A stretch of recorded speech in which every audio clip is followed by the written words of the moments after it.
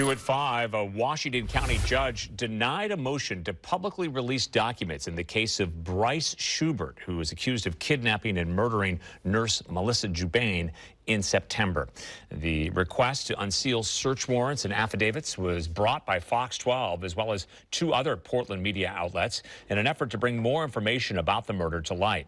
Authorities have released few details about the case, including where Jubane's body was found or how she died. The hearing was held in a packed Washington County courtroom with supporters of the victim overflowing into the hallway. The chief deputy district attorney and the attorney for the media presented their arguments before the judge issued her ruling.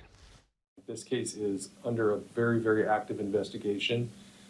Just last week, I believe, the Beaverton police executed yet another search warrant in this matter. If that 50-some page affidavit and the PC affidavit were to be unsealed, it would unleash an army of people, reporters and others, who would be tracking down key important witnesses, some of whom are terrified of being involved, and it would without question derail what we've got going on right now. What we're talking about here is not access to something that's not in a court file. We are asking access to papers that are filed in court in a criminal proceeding.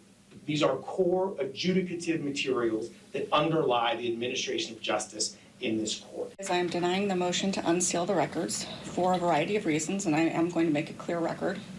So it absolutely would interfere with an ongoing investigation. It's clear to me that this investigation is ongoing, it is not completed, and this would cause problems for this case.